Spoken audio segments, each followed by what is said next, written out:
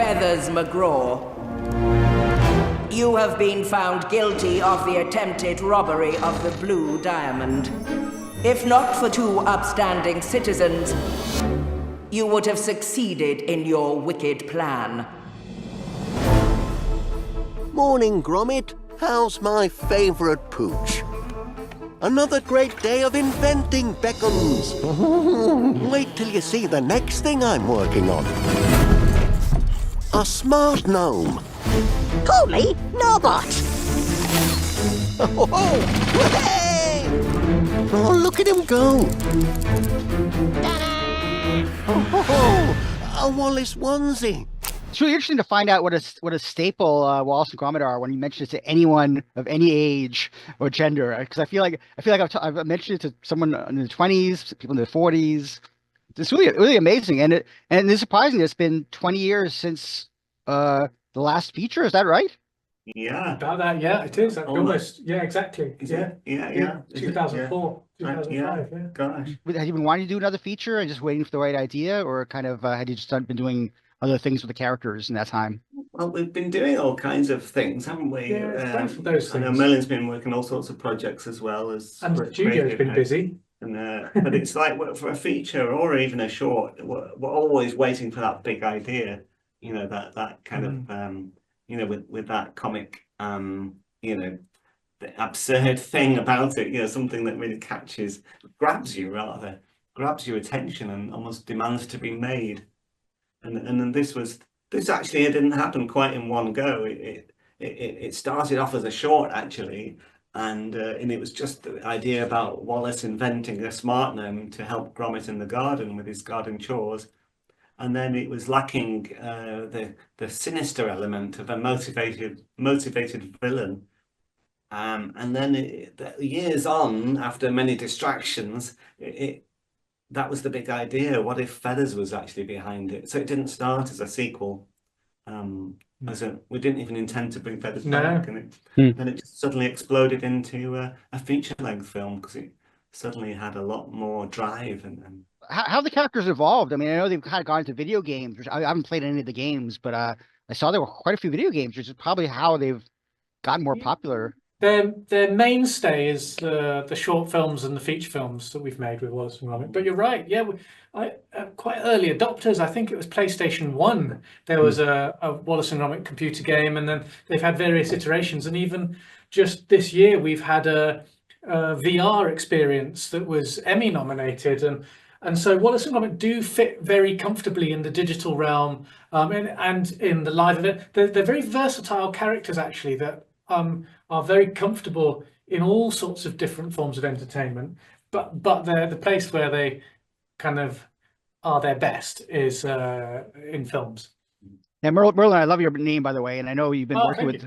I know you've been working with Nick for a long time, doing different capacities. I mean, you both can speak on this, but I mean, when you switch to kind of becoming a co-director, how did that evolve, and how did that change, and how do you guys work together on that? Yeah, you're right. I've worked with Nick since the late 90s as an animator, and then as a director, and then as creative director of Wallace and Gromit.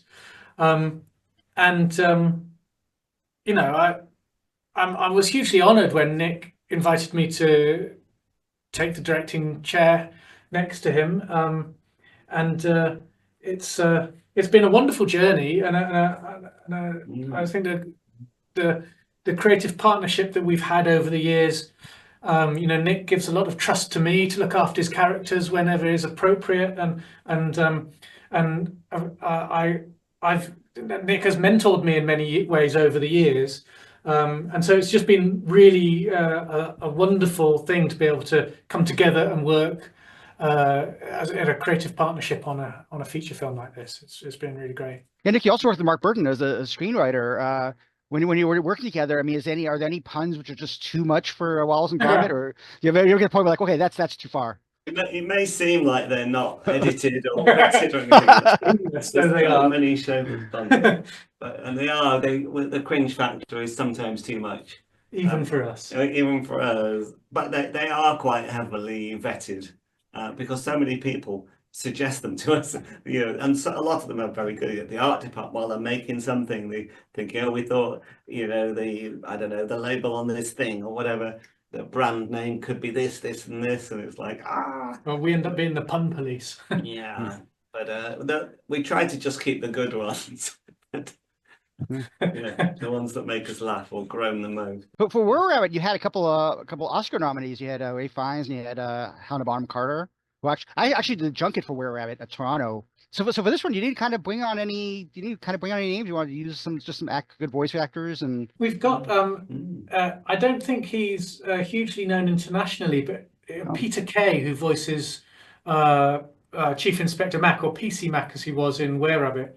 He's one of the biggest comedians in the UK. Oh, wow. And so that was a bit of a scoop for us when he agreed to come reprise his role. But you're right. I mean, two of our main characters don't even speak. Reece Shearsmith was brilliant. And Reece Shearsmith, so enjoyed with Norbot's voice. But you're right. We don't have any sort of big name voice artists, but the voice artists we do have are fantastic, and we don't necessarily need to rely on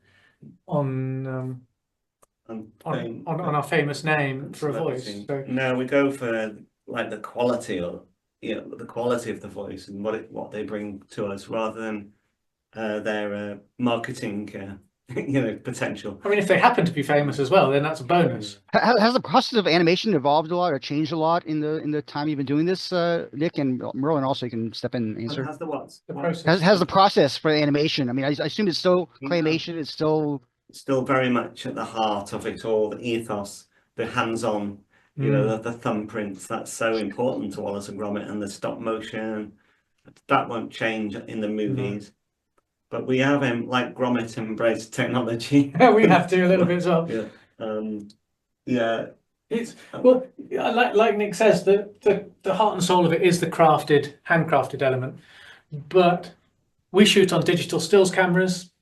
At Aardman, we have the latest digital production and post-production pipelines, which means that we have the best of both worlds. We can use the exquisitely talented craftspeople who make the sets and the props and the puppets, but we can also lean on the latest cutting-edge post-production visual effects, and I think it allows us as filmmakers and storytellers to, within the limits of the time we have and the story and the world that we've got, to make visual effects that feel appropriate to stop motion, and that's not always been massively possible, and it's quite an art within itself. So that if we do use any digital technologies for set extensions or for particle effects like water, that they feel appropriate to the Wallace and Gromit world, and that's easier said than done. But we have an amazing team who've helped us do it. It could easily look like live action water grafted on, so they have to. So we had to stylize it quite heavily, but it wasn't easy, but I'm very pleased with where we got to with it. You do it all in house still? You still have everything you have to do? You still have visual effects people in house also, or? Yes, we did for this film. And I think this was the first film where all the visual effects were done in house. Previously, it's been, we've had external visual effects production companies partnering with us. This was the first film where I think I'm right in saying that, where all the visual effects were done in house. Yeah. Listen, thanks a lot, guys. It's so nice to meet you, and all the people who. I have a lot of friends who are excited to see this movie, so I hope they'll get out to the Paris this weekend or next week.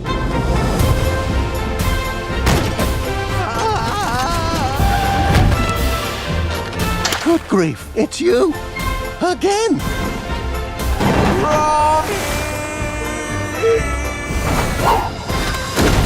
It's vengeance, Most Fowl!